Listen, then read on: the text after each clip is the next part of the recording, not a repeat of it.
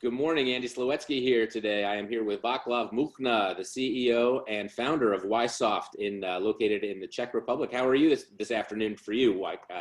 How are you today, Vaclav? Hello, Andy. So we have sunny day outside, which we can't enjoy a whole lot because we are supposed not to get outside. But I would say, given the circumstances, we are doing pretty well. Good to hear. Good to hear. Now, you guys are located in Brno, Czechoslovakia. It's not too far from some of the other big cities, that Prague and some of the other cities that people have, big popular tourist destinations. How are the people of the Czech Republic doing right now? How are your people doing? I think that we were pretty strict and pretty fast on the measures. Probably looking at what was going on in Italy. And skiing is very popular in the Czech Republic, and a lot of Czechs go to skiing to Italy. Yes. So they brought a lot of infection from Italy because of skiing being so much popular. So the government here decided pretty fast to kind of lock down the country. When you go to public, when you go outside, you have to wear your masks. Shops are closed. Of course, you can get your groceries, but other than that, shops are closed. And that helped us to flatten the curve. So yes, we have like 4,000 something positive people, but given what's happening in some other countries around the world, I think we're doing pretty good. And of course, the economic impact will be just disastrous, but it's always balance between humanity and an economy, I guess. We decided to go the humanity way. Yeah. I think that's probably the better way to go. You guys are a global company. You've always had to manage people all over the place, and so I'm sure there's not been a big challenge to you. But can you talk about what it's been like? Your people are now having to work from home remotely instead of at their offices. You're in dozens of you have offices all over the world. So how has it been managing your people during this this pandemic? Well, you sort of hit the nail on the head. So for us, it's not a big change. I mean, we've been used to video conferencing, and that was our predominant means for communication anyway. So there isn't a whole lot of change. What is sort of interesting is how our R&D operates. Because you would think that, moving developers home, that's not a big issue. It's not, unless you're a developer for MFP industry, because they can't take these large MFPs. I don't think that their families would really be happy if, next to their pet, they would have sitting big MFP in a living room. So, and obviously we don't have that many. Maybe we would have one per developer, but you have all sorts of different vendors and models. So that, in a normal circumstances, that would look like a big problem, because you develop something and you can't test it because you cannot go to the office.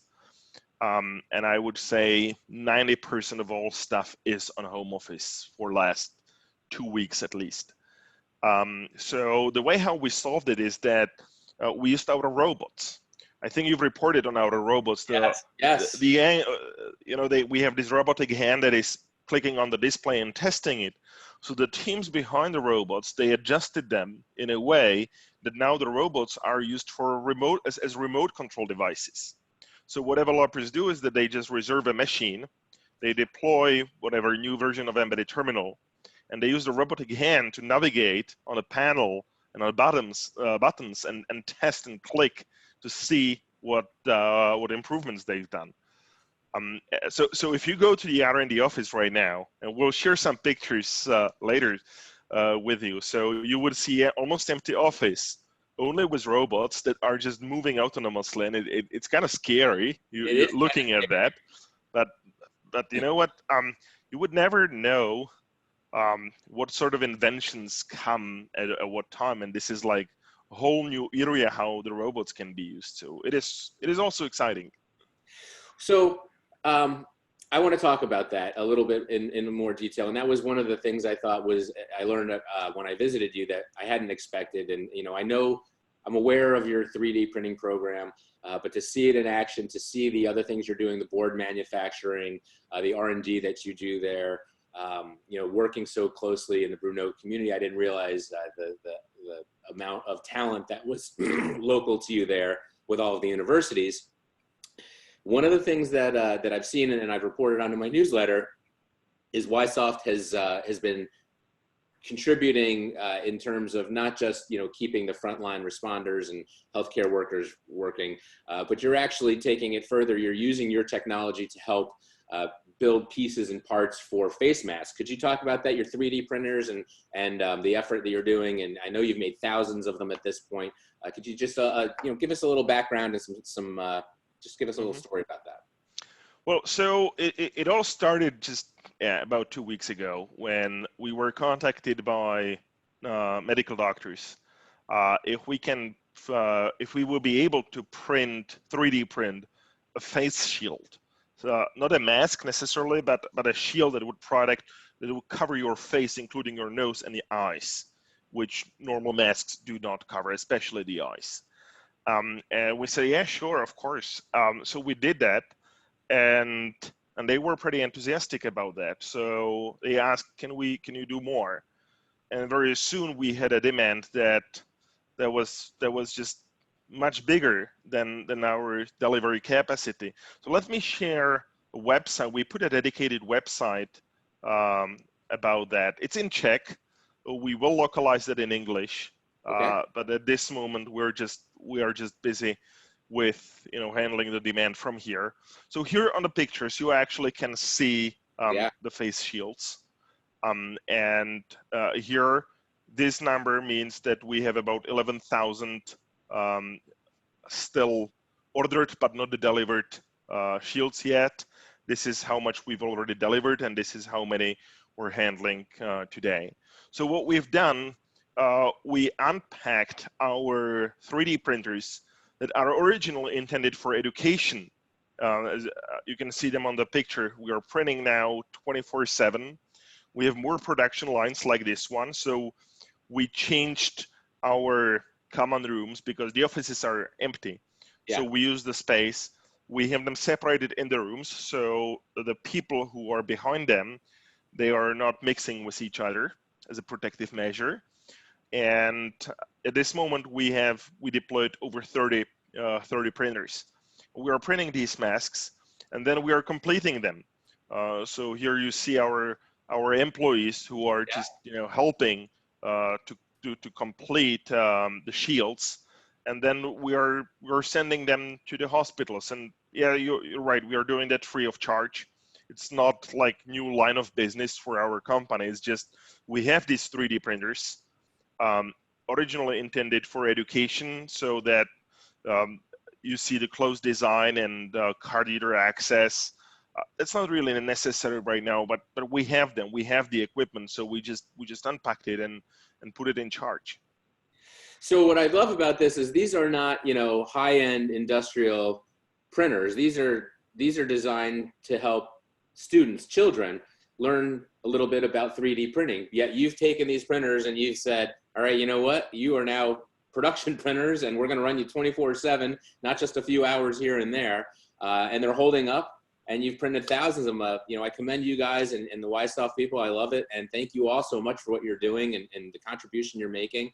I'm sure there's about 5,000 plus people in your local community, in your healthcare system, that are very happy for the work that you've been doing. So thank you for all of that. That's just amazing. One thing to add is when we started, I thought, like, look, this is just so simple. Who can need that, right? But now we are in a situation where people really need just anything that is protective. Yeah. We have demands from Portugal, we have demands from US, UK, Poland, Germany, you name it. We have demands from everywhere.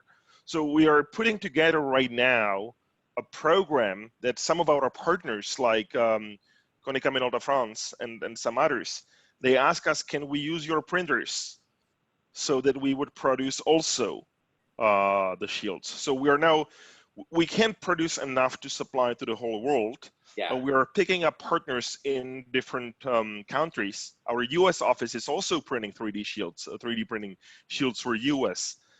So we are now looking for not looking for partners, but we are talking with select partners. We cannot scale it like a whole lot. Yeah. But you know, supplying them with the printers, supplying them with the visors that are cut it, with all the materials they need, so then they can also supply to their local community. So in one hand, super simple thing, but very much needed right now, and I think that's the beauty of it, right?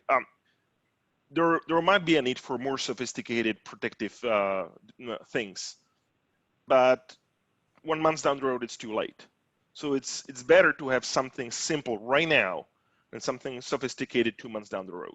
Well, and by the way, to your point, you know, several people might be able to use the less sophisticated mask, and that allows, you know, somebody in a more dire situation to then use the higher levels of protection. And actually what you see is that they combine it. So they take mask, and on top of it, they put the shield. Okay. So so they even combine the protective measures. Well, it's awesome you're doing that. And did I understand you right? So you have people, not just in the Czech Republic, but you have people all over the world printing these masks for the healthcare community. So we piloted in the Czech Republic.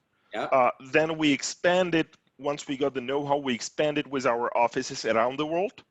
So our offices are printing right now, and now we're looking with select partners to expand that beyond Ysoft. That is awesome. That is awesome. Well, I greatly appreciate you taking the time out of your schedule, and you must be getting ready to end your day pretty soon. Thank you, Vaclav, for spending some time with me this afternoon. And any last words? Anything you'd like to just say to everybody while you're speaking to the world here? Well, I would say, look, the situation is terrible, obviously, but let's keep optimism. And I think our example of how we transformed 3D printers for education into a tool that prints protective measures, think out of the box. This is not necessarily for business, but maybe there are going to be also new business opportunities arising from what's happening. So let's take it from the glass half full perspective, and let's keep optimism, because that's the only thing that no one, including the virus, can take from us. I agree, and I don't think I could say it any better than you did. I just, you know, it's nice to see the whole world kind of coming together and fighting for a common cause instead of you know, the way things had been previous to this. So maybe we'll all take something away from this, and we'll be better people for it. But you know, you stay safe, and we'll check in a few weeks or a couple month or so and see how you're doing. And you know, I look forward to coming back out there and visiting you again when this is all over. Can't wait for that. Stay safe, everyone. You too. Take care, Vaclav. Bye now.